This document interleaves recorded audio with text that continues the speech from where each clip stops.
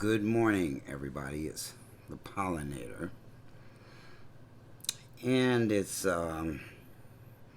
April Fool's Day. Don't nobody do anything crazy um, on this day. I was on a social media site and I saw somebody saying they were gonna do COVID-19 jokes on people or tricks or anything like that. You don't want to do that. Not right now. This thing is too intense. Listen, I told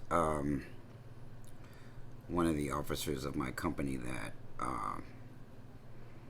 it takes a lot of courage. It takes a lot of something to make yourself available to the public. It takes courage. It takes talking at times when you don't want to talk. I've been out of the circuit for a few months now. Haven't made a video in a while. I did make a live the other day. The other day I made a live in my group through somebody else's account just to see if anybody was paying attention in there. And they weren't. They came in after the fact and said, "Oh shit, I wish I had known you were going live." But I wanted to jump up there like that, kind of a surprise, just to see if anybody was paying attention on Fuckerbook. Right now on the platform where I moved the front end of my business, I don't think I can make videos or go live there yet. I'm not sure if they have that capability. They might. I just don't know yet. They are trying to charge money for premium membership, and I'm not sure what is in that premium package. I never bother to look and see. Every time it pops up, I just say no. I'm not giving you any money.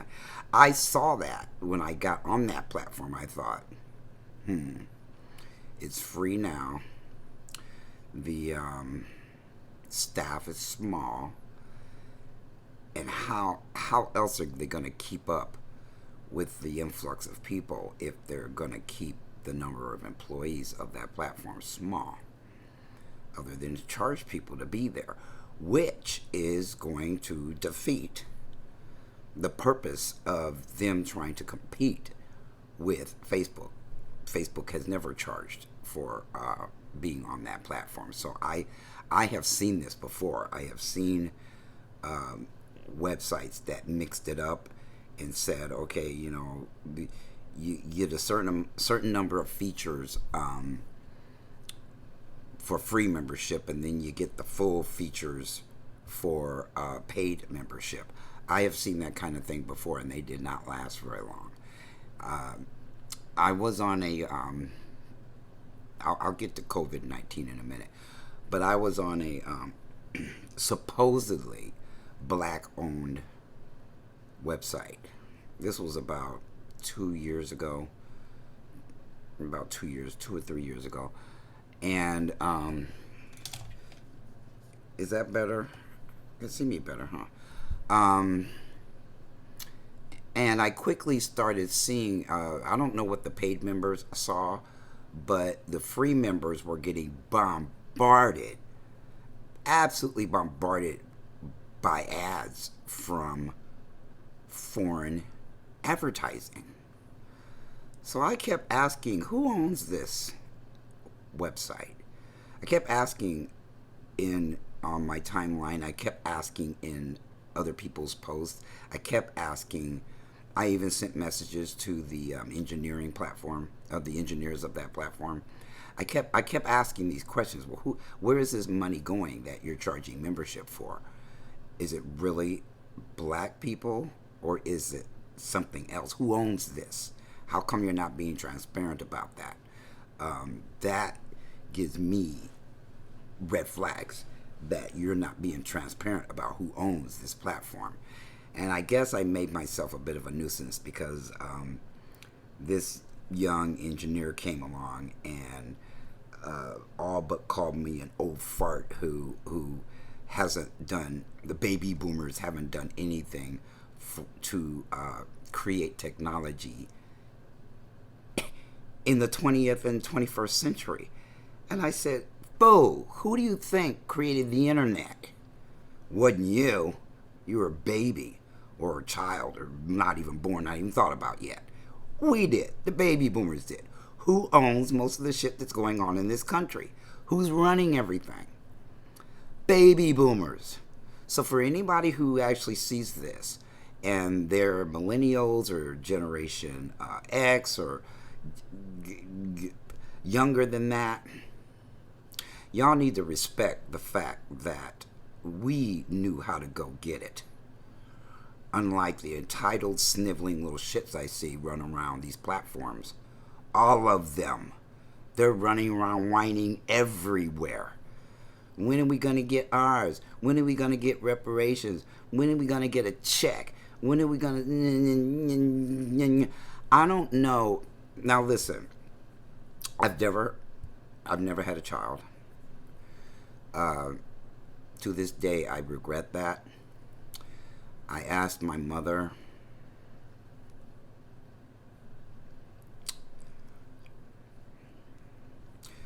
the day before she passed. I asked her if she was disappointed that I never gave her grandchildren. And she closed her eyes. And she opened them and she said, no, baby. But I could see in her face that it pained her. And I didn't quite understand why. I know now why.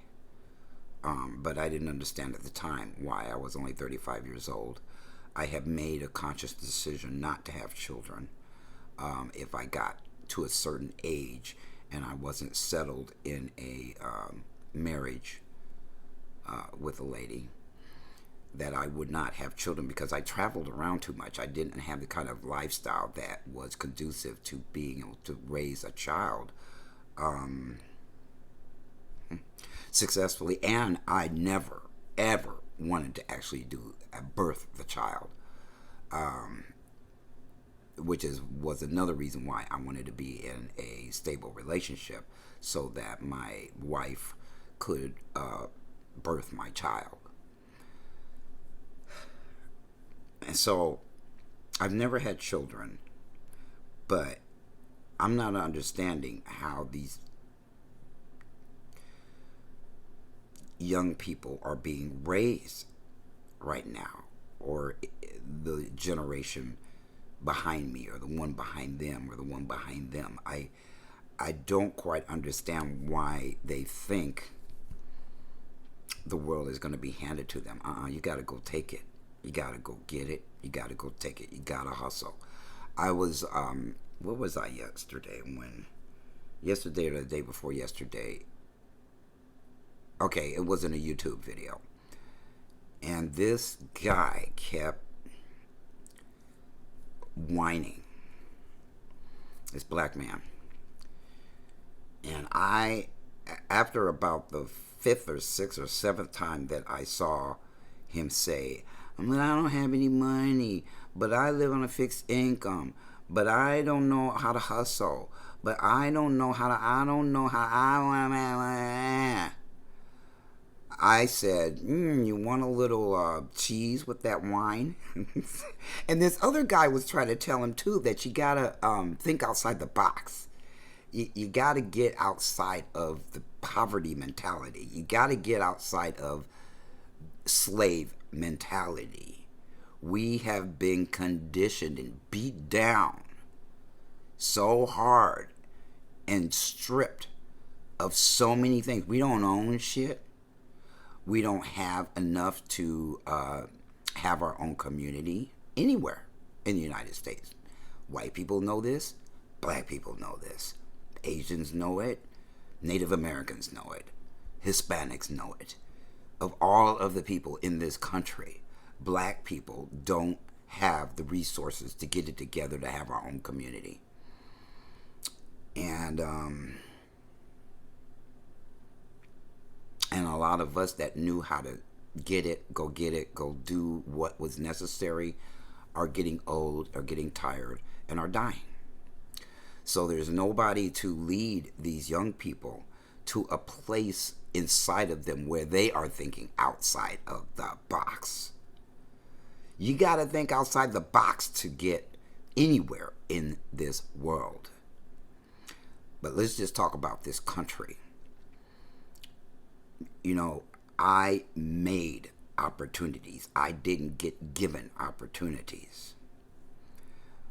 Now, you could argue that the way that I was raised and where I was raised gave me a leg up on ambition. See, if that were true, it would have rubbed off of my sister, and it didn't. She didn't have an ambitious bone in her body. I just had that mentality where nothing was going to get me down. I mean, did I ever tell the story that I joined the military, delayed entry, which means I had 6 months to change my mind, and I have all my stuff moved into this woman's basement, and a friend of mine gave me $100. I bought a ticket for $80 and moved to LA with $20 in my pocket. Now, I've heard celebrities tell stories like this, where that's what they did. They left their hometown. They got away and started all over from scratch somewhere else. I don't see that kind of gumption anymore. I don't see that kind of mentality coming out of our people. I see a bunch of, sure, we're victims of this society. We are the biggest oppressed race of people in this country. They absolutely don't want to give us a leg up. Look at what's in this stimulus package that's getting ready to come out. It's not going to help black people at all. We have to help ourselves. Pro-black means black first. It doesn't mean black only. It just means we need to start empowering ourselves. We need to get out of the mentality that we've had since the civil rights movement, which is don't do anything, only think of yourself, and then yourself. Think about other people, think about us as a community, think about us as a blessed, smart, talented group of people, resilient as hell. I just got off of a conference called a webinar last night where it was done by the NCTE. I'll just put it out there. It was done by the Transgender Equality up in Washington, D.C. And she, the executive director, Mara Kinsling, was talking about how resilient transgender people are. You know, while she was speaking, there was no color on that panel last night. But while she was speaking, I was thinking, imagine how resilient you'd have to be having people discriminate against you because you're trans and because you're black. None of those white people on that panel had ever experienced the level of stress at having things come at you from that direction and from that direction at the same time, and not knowing which direction, which one of those they're discriminating against you with. You know, discrimination and all that stuff, there's a level of that is more underground than the other, which is being black. You know what it takes to prove racism today if they don't call you the N-word? The healthcare industry not caring about us and not treating us with the same level of respect and same level of urgency and the same level of all of that stuff. We have a level of that which can't be proven in a court of law. Discriminating against you because you're transgender can be proven in a court of law. Discriminating against you because you're black cannot, unless they're overt racists. Guess how many people in this country are not overt? They're covert racists. They're making these decisions in boardrooms. They're making the decisions to do what they do to us behind closed doors. It's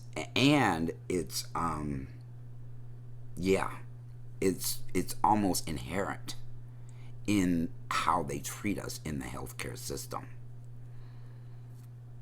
even by black doctors. So you got, talk about resilient. We are the most resilient people on the planet. We are. We have been discriminated against the longest.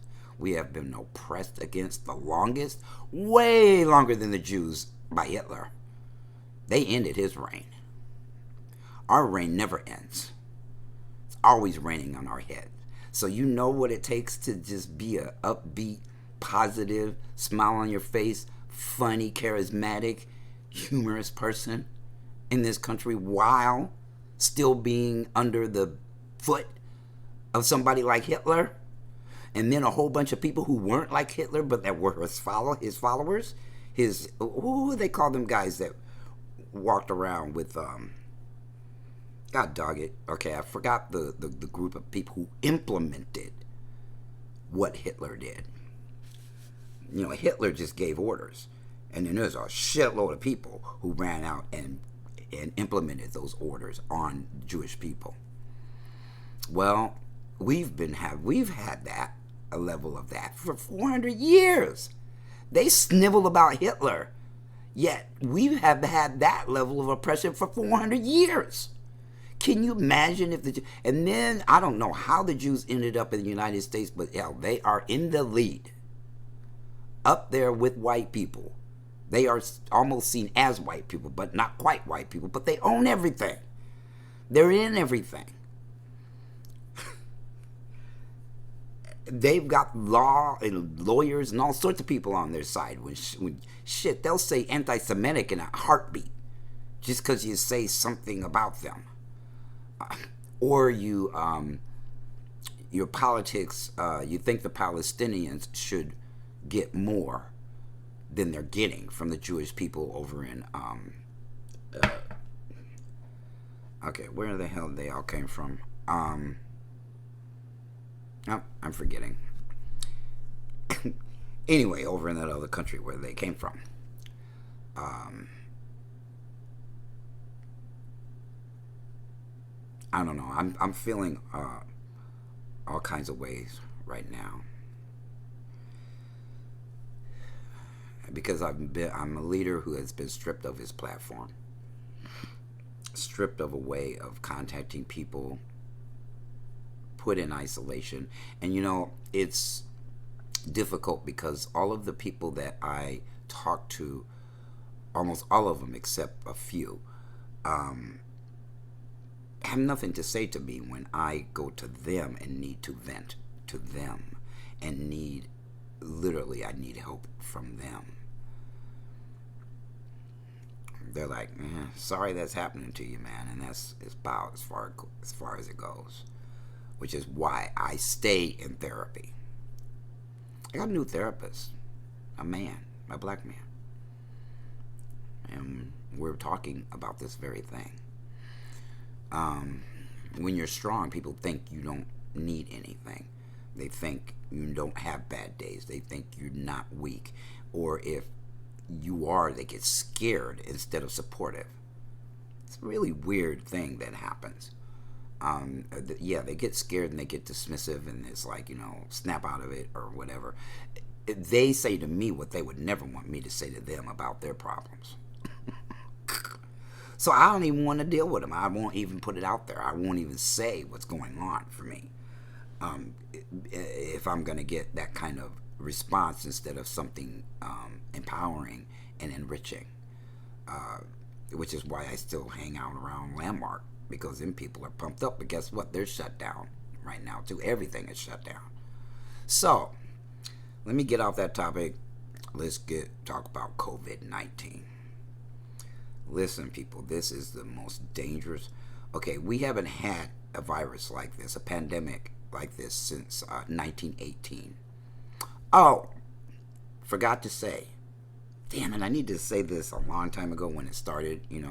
Click that like button, share this video, subscribe to my channel if you bump into it and you're new to it. I've got lots and lots of videos on this channel that you can look through from. You can watch me change right in front of your eyes through my videos. I started out real calm, and actually I was nervous, but I was a lot more calm in the beginning because I didn't know shit. I was green, and it wasn't until the first year, the middle of my first year of transition, that it dawned on me that black man woke up in me. And then it took about another year before I became just enriched and pro-black. Black first. So, it doesn't mean that it is black only. It just means it's black first. I'm about empowering our people because nobody else is. And then that puts a target on my back because they don't want us to have any kind of leadership like that, let alone being trans and black and male. They gonna strip me of that privilege, That's exactly what Fucker Book did. And but listen, COVID-19 is very, very serious, and what's happening in this country right now is that it's going to be slow moving and spread fast because people won't stay home. There are people who are carriers of this that don't have symptoms, and then they take it home and infect everybody in their family, or they affect somebody whose immune system is compromised or their respiratory system is compromised. They don't have to be old people. They don't have to be elders. There are people from babies to children to teenagers to young adults to middle-aged adults to old folks that are dying from this disease. This virus. There is no cure. And, people are putting out all sorts of things. People are putting out all sorts of remedies, and they should do this and they should do that, and they're just grabbing at straws. They don't know. They're not healthcare professionals. And it makes me wonder if some of those people that are putting that stuff out there actually, somebody used it and it worked. I bet not. I'd bet everything I have that not. They're just grabbing at straws, and then other people are, let's pray about it. It's killing faster than people are praying. The prayers are not healing the people that get taken out, and it's not bad people that are being taken out. It's not people who deserve to die that are getting taken out. It's not everybody's a sinner. That's what it says that's what Jesus said. Jesus died on the cross for everybody's sins, so everybody's a sinner, and no sin is any better than another sin, especially the little ones. The blatant ones are spelled out, but there's all these other little ones underneath that people use against each other like a sword. Maybe this is the universe or God's wake-up call to humanity. Stop treating each other like shit. Stop it. Stop treating us like shit. And us stop treating each other like shit. Everybody stop, because this virus is going to wipe a whole bunch of people out, especially in the United States, because they're not paying attention. The Mardi Gras happened in February, and everybody that was there that got infected flew out of there and took it to wherever they came from. Like, think about this. Look, there's a city in Georgia called Albany, middle of nowhere. How in the heck did it end up down there? Because a bunch of people went to a funeral. It's getting ready to wipe that whole town out. This virus is going to wipe this town out because they don't have the coverage that New York has, that California has, that Michigan has, that Texas has. You know, there's all these pockets around the country that have more visibility, more hospitals, more resources, more of that than smaller places. In fact, I have a friend right now who might have COVID-19, and I said, well, do you get tested? And she said, they don't have tests here yet. Another little town in Georgia.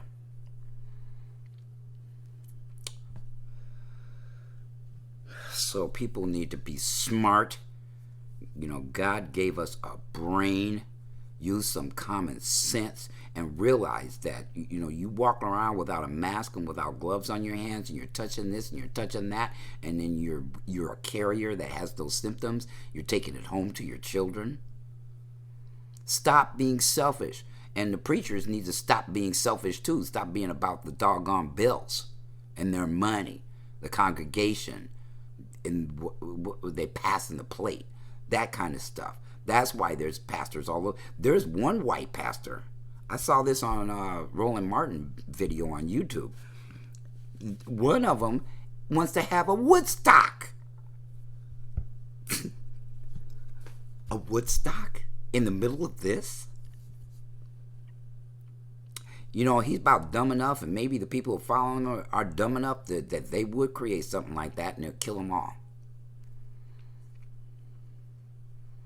And then, see, it would draw all sorts of people from other states. And then somebody would catch it and then spread it to the rest of the country, to wherever they came from. What kind of mentality is this? Where they're fighting against, maybe they're getting a taste of not having freedom. Without the threat of violence, but the threat of a virus they can't see. It's their freedom of moving around is being taken away, so they're fighting against it. Well, our freedom of moving around has been stripped.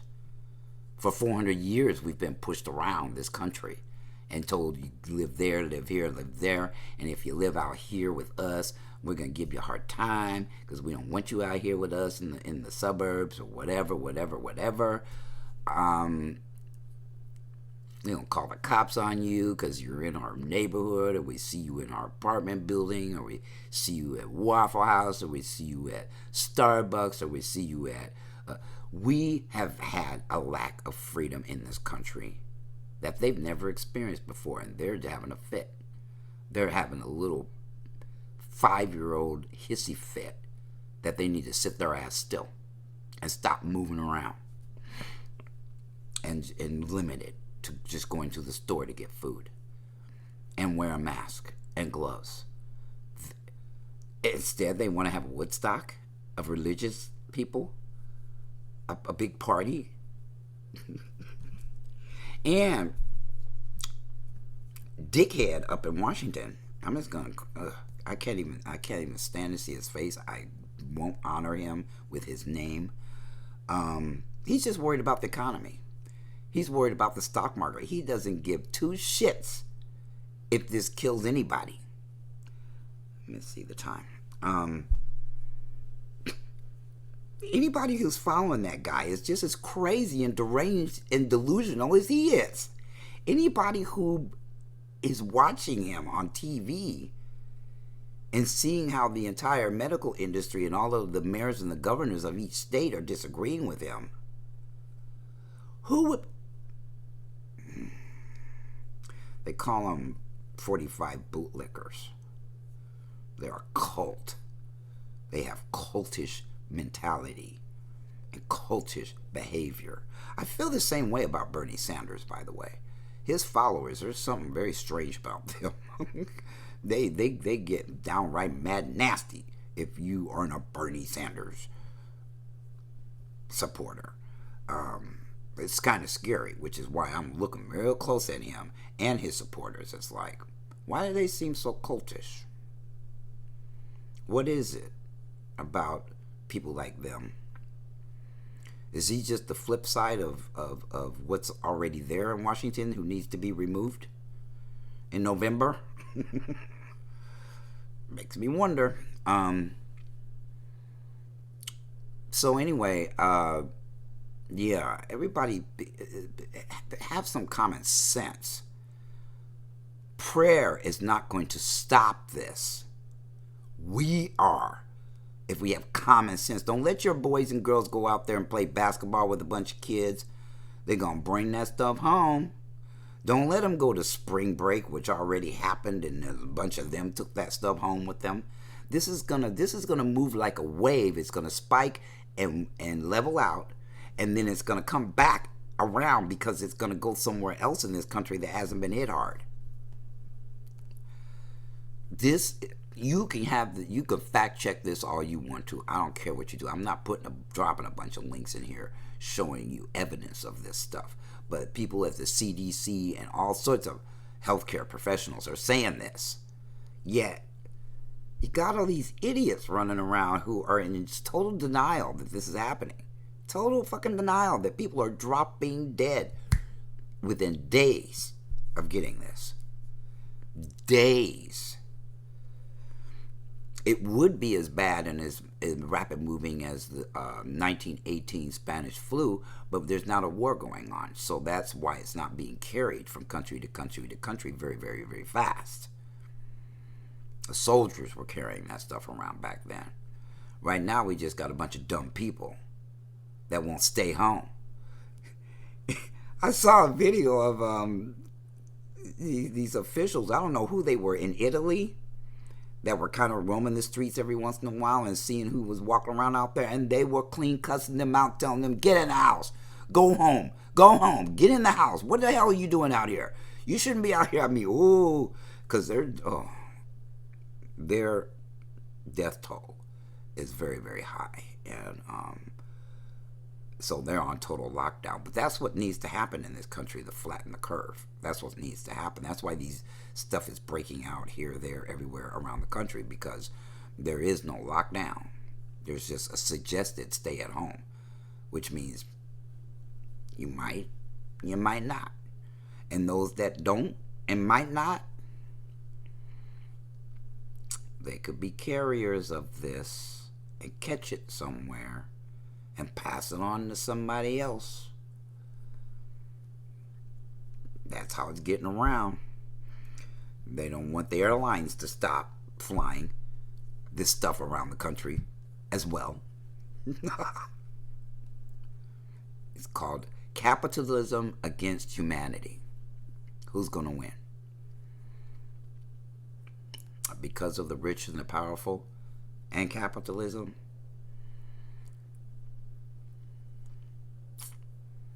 A lot of people are going to die. And it breaks my heart. Because there's not a doggone thing we could do to convince stubborn ass people to stay home. But if you see this video, convince your family and your friends to stay at home. Only go out when it's absolutely necessary. There's not enough in the stores to stockpile things. That's already got cleaned out the first week or two that this thing was announced as being as serious as it was, and people had this obsession with toilet paper and paper towels and the hand sanitizer. That stuff was the first to go. But stores are slowly restocking things, but very slowly. They're not restocking toilet paper. I don't know where that comes from. Probably China. We import more things from China than probably any country in the world. And so, and the warehouses here don't have the kinds of, they weren't expecting this either. So the warehouses aren't full of items and goods that can restock the stores. So they're just limping along until they can slowly rebuild what everybody ransacked within the first 2 weeks that this was announced.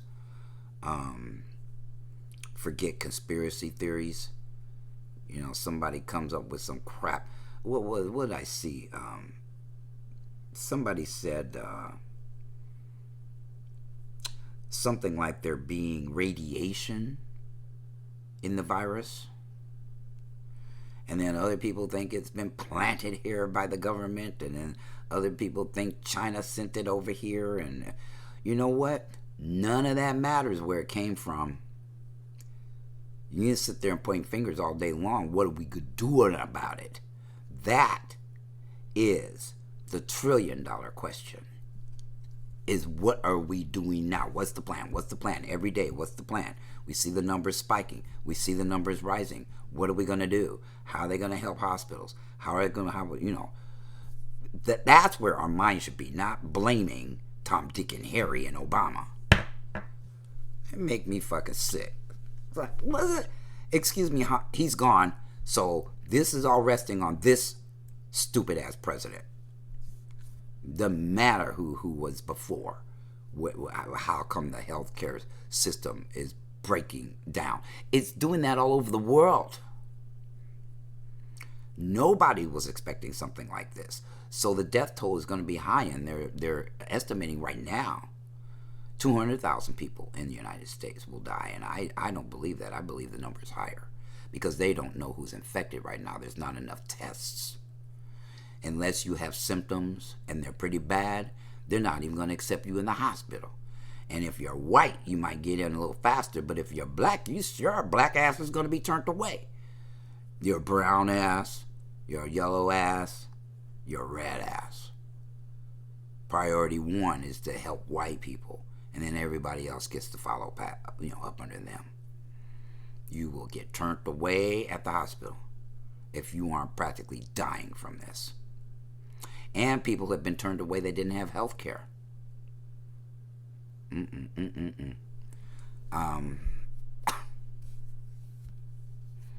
I had an incident where I almost died. And God just said it wasn't time. And I didn't have insurance. In fact, I was in the street. I was living in my car. And I didn't have health insurance, so they didn't do much for me, except hope whatever was wrong with me went away. They did put an IV or something in my arm, but as soon as I came to and stopped exhibiting these really bizarre symptoms, I might have had a stroke for all I know, because what they said didn't make sense. They said I had a massive migraine, but my head didn't hurt. But I couldn't walk straight, and I couldn't talk. When I talked, garbage would come out. Just I wouldn't be speaking English. And no, I don't know how to speak tongues. I don't know how to speak in tongues. So they just kept me until that went away, and they kept coming in the room and asking me questions. And if I didn't make any sense, they'd leave, and then they'd come back. And they did that, did it. And then finally the doctor came back, and he said, you had a massive migraine. I said, migraine? I said, my head hasn't been hurting this whole time. But I couldn't walk. I couldn't walk straight line. I don't drink. It wasn't because I was drunk. Something was going on in my head. My brain. And if I had health insurance, they probably would They probably would have done a scan on my brain. But because I didn't, they didn't. And God brought me out of that and said, no, not yet. And as soon as I came out of it, they fed me, they sent me to a shelter. They didn't keep me overnight to make sure that whatever that was didn't come back. They didn't even know what it was. Massive migraine, my ass. How the hell did they know it was a massive migraine? They didn't do any kind of CAT scan or any kind of scan whatsoever on my head, on my brain. Grabbing at straws. But he said that if I had stayed out in the streets any longer, I probably would have been dead. That he was glad that I about passed out. I had just gotten to the second shelter, and I had passed out and they called 911. They didn't even put me on a stretcher. They didn't even want to bring a stretcher in that place. They walked me to the ambulance. And I sat there strapped to it, sitting strapped to a chair because I couldn't, my balance was off. So I kept bobbing and weaving and coming to and going out and coming to and going out that entire trip to the hospital. And then they put me in a wheelchair because I couldn't walk. Anyway, why did I start talking about that? Because the health care in this country is screwed up. But they're the only things we have to rely on. And look at what's happening in New Orleans. Check out New Orleans. You know, hospitals have been moving out of the hood for years, perhaps decades, closing so that people don't have access to the care that they need in their neighborhood. We need to have our own hospitals. We need to have our own police force. We need to have our own businesses. We need to step it up, folks. And I don't care what it's going to take, but it ain't going to take a bunch of whiners. I'll tell you that. It's going to take people thinking out of the box and getting out of the box and creating something, creating magic together.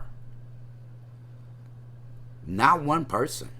They'll take one person out, like I did, and then my group died because I wasn't there. It's because people aren't self-generating. They're looking for somebody else to do it. Not, oh, no, it's on us. We got to do it together.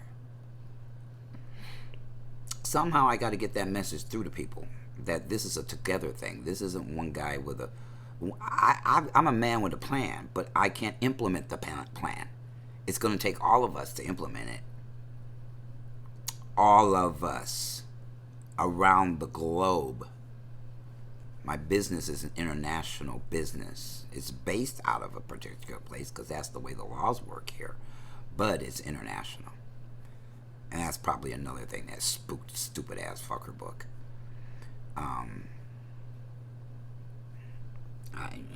I'm all over the place because I'm upset. I have cabin fever. I'm gonna go. I wanna go outside. I wanna go places, but I'm following the rules. Maybe it was my military training. I don't know, but you know what? The CDC and all them people say stay at home, and the governor and the mayor of the state I live in says stay home. I'm staying home. Only go out to get food. Okay, that's it. I go out, I get food, I come back. I go maybe once a week out there to get more supplies, but and that's it. And most of the people I know are doing that too, but there are some people that aren't. My friend who's sick in this little town that doesn't have tests, I think she's moving around. She has a son, and I'm glad that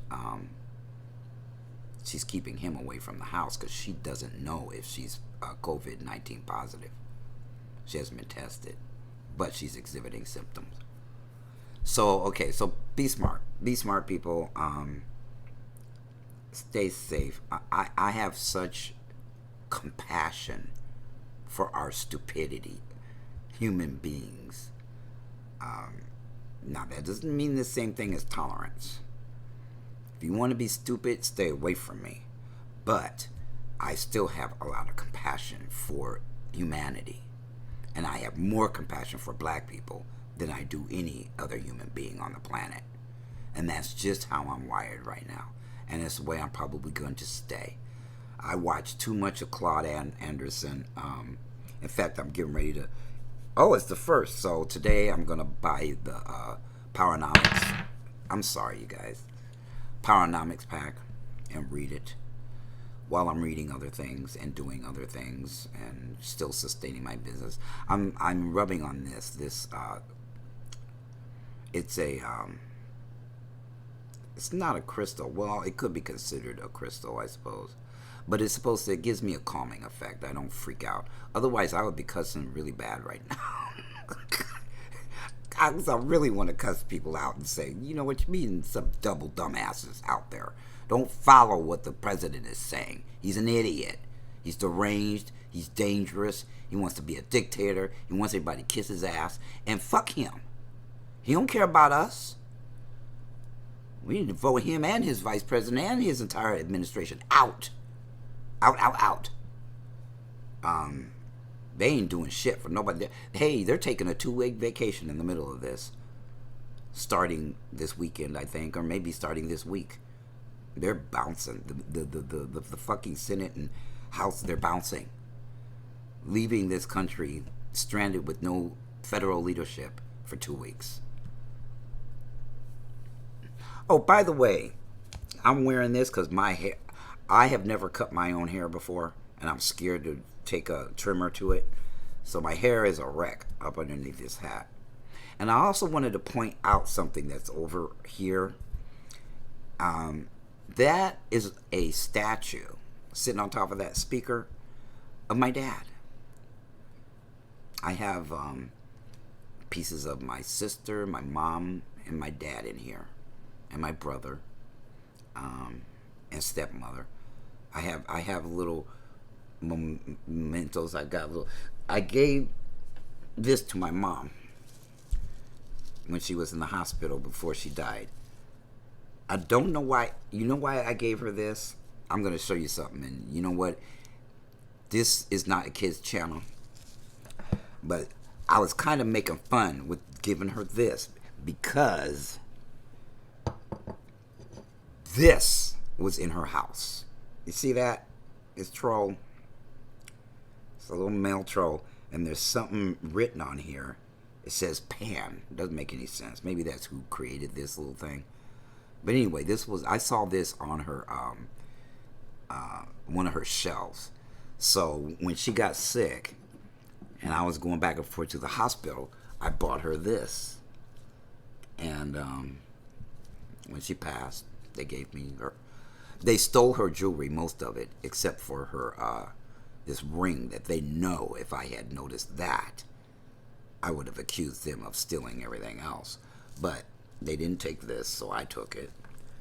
I've got my sister, my dad, and his wife. My stepmother gave me this. I got little pieces of Annette, my sister, in here. I got a picture of my mom, a picture that my stepmother gave me of my sister and my dad. Over here in just this little thing. I don't want to show it to you because I don't want to start pulling stuff off of here. But anyway, I've got a little reminiscence. I'm a family man. I am. I'm a family man without a family. Because I'm so far away from them. I mean, I have a family, but I'm very far away from them. All I can do is call, and I don't like using the phone very much. I can't see that. It looks like 48 minutes. I haven't talked that long. Yeah, I've talked that long. It's been a while since I made a video, so, and I'm rambling, and I'm all over the place because I want to say as much as possible in case I don't contact people again for a while. Speaking of, I'm still checking out Patreon, but I don't know if I can promise to keep people engaged over there because I have to prioritize my life. I can't just do everything at once. I'm still talking to publishers, still trying to get people to help me get this book edited. And I found out family members and stuff like that with resources have not been even throwing me a bone, and I'm just so disappointed in them for that. I found out one of them is a professional journalist and has been watching me struggle with getting my book published and didn't even tell me that. I bumped into it on LinkedIn.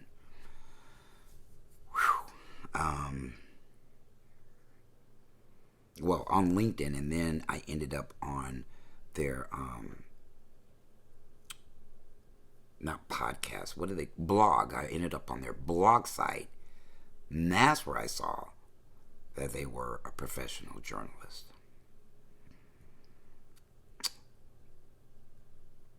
And you know what, I asked. I haven't got an answer, but I asked, what is it? Because I'm transgender or because I'm Bob Gibson's son? Which is it that you're hating about me? That you wouldn't throw me something to help make this happen? Maybe they're scared they're in my book. Well, you're not. You know who. If you see this, you know who I'm talking about. You're not in my book. I didn't hang with you when I was little. I hung with your brother. But I'm hurt about that. I am. It's like this secret little. People are being covertly what they're being. Little dipshits. So anyway, everybody have a great rest of your week. It's Hump Day, and it's April Fool's. Yeah, it is. And I'll holler at y'all later. Pollinators out.